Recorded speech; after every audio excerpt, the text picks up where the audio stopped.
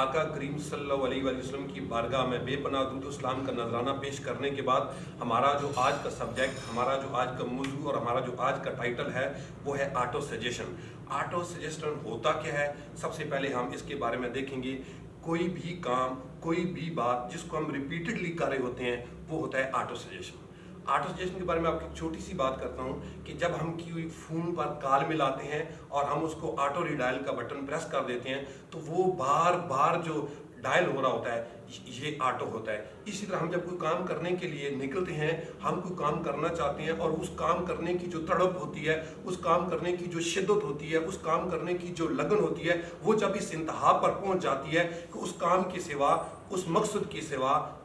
कुछ और हमें नजर ही नहीं आता, हम हर वक्त उसी के बारे में सोचते हैं, तो उसको करने की जो लगन और तड़प जब इंतहा पर पहुंच जाती है तो इसको ऑटो सजेशन बोलते हैं। मैं इसको आपको छोटी सी मिसाल देता हूं कि जब एक स्टूडेंट एक क्लास में बैठता है और वो अपने टीचर के पास होता है, तो टीचर जब उसको कोई लेसन देता है या कोई चैप्टर देता है उसको याद करने के लिए, तो वो क्लास में बैठा हुआ उस पर प्रैक्टिस कर रहा होता है। उसके बाद जब वो घर जाता है, खाना खाता है, तो उस वक्त भी उसकी जो प्रैक्टिस होती है वो यही होती है कि वो अपने लेसन, अपने चैप्टर को याद कर रहा होता है। और उसके बाद जब वो कहीं भी जाता है, खेल कूद में मशगूल होता है, लेकिन उसके दिलो दिमाग पर वो जो लेसन होता है, वही चैप्टर होता है, वो बार बार रिपीटेडली उसको याद आ रहा होता है। उसके बाद जब वो स्टूडेंट सोता है तो सोते वक्त भी वो वही चैप्टर याद कर रहा होता है जो उसके टीचर ने उसको दिया था। तो ये ऑटो सजेशन होता है। वो काम जो आप सोते वक्त, जागते वक्त, खेलते वक्त, कूदते वक्त हर जगह पर कर रहे होते हैं, ये ऑटो सजेशन होता है। और ये ऑटो सजेशन जब इंतहा पर पहुंचता है तो फिर कोई भी चीज इसके रास्ते में आड़े नहीं आती। मैं इसकी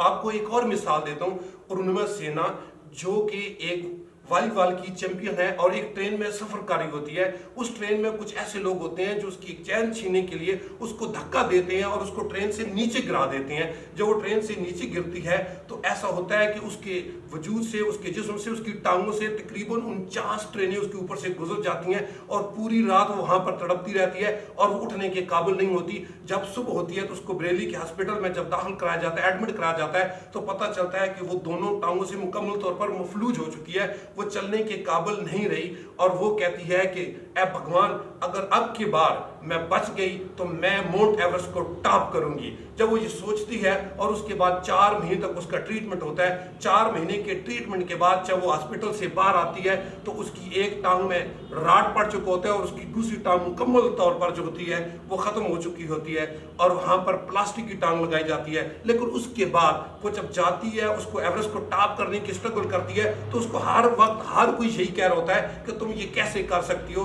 यहाँ पर तो जो मुकम्मल तौर पर फिजिकल सेट लोग होते हैं वो भी नहीं करते, लेकिन वो कहती है कि मैंने सोच लिया है कि मैंने एवरेस्ट को टॉप करना है। फिर एक वक्त आता है कि वो कोशिश करती है और कोशिश करते करते वो एवरेस्ट को टॉप करके दिखा देती है। क्योंकि उसकी बड़ी खूबसूरत बात, वो कहती है कि इंसान जो माजूर होता है वो दिमाग से होता है, जिस्म से माजूर नहीं होता। क्योंकि बहुत से ऐसे लोग होते हैं दुनिया में जो मुकम्मल तौर पर फिजिकल तौर पर सेट होते हैं लेकिन दिमाग से माजूर होते हैं और वो कुछ कर नहीं पाते। ऑटो सजेशन पर मैं आपको एक और मिसाल जो आज देने जा रहा हूं, वो मिसाल ये है कि आर्मी में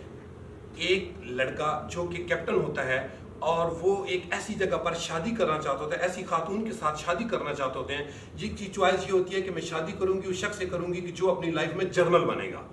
जो आर्मी में जनरल बनेगा। जब वो कैप्टन होते हैं और आर्मी के एक ट्रेनिंग कैंप में मौजूद होते हैं तो उस ट्रेनिंग के दौरान कोई ऐसा प्रॉब्लम आता है कि उनकी एक टांग कट जाती है और वहां पर आर्टिफिशियल टांग लगानी पड़ती है। जब आर्टिफिशियल टांग लगानी पड़ती है तो आर्मी का कानून होता है कि जब इस तरह का प्रॉब्लम आ जाता है तो उसको घर भेज दिया जाता है, बोर्ड कर दिया जाता है, उसकी पेंशन हो जाती है। वो कहते हैं कि मुझसे आप जो सख्त से सख्त टेस्ट लेना है वो ले लें, जो सख्त से सख्त प्रैक्टिस करवानी है वो करवा लें, लेकिन मैं आर्मी को कंटिन्यू करना चाहता हूँ और मेरी जो मंजिल है, मेरा जो मकसद है, मेरा जो जुनून है, मेरा जो पैशन है वो ये है कि मैंने आर्मी में जनरल बनना है। तो जब उनकी जो फियांसी होती है, उनकी जो मंगेतर होती है, उसको ये बात पता चलती है कि उनकी एक टांग कट गई है और वो आर्मी में जनरल नहीं बन सकते, उनको घर जाना पड़ेगा, तो उनके साथ रिश्ता तोड़ के चली जाती है। लेकिन चूंकि उनका जो जुनून होता है, उनका जो पैशन होता है, वो उस पर डटे होते हैं और वक्त ऐसा आता है कि एक वक्त में वो ब्रिगेडियर बनते हैं, और जब वो ब्रिगेडियर बनते हैं तो उस खातून का वो कांटेक्ट नंबर लेते हैं, और वो सेल नंबर लेने के बाद जब वो कॉल करते हैं, उनको पता चल चुका होता है कि अब मैंने ब्रिगेडियर से ग्रोथ करके मैंने जनरल बनना ही बनना है,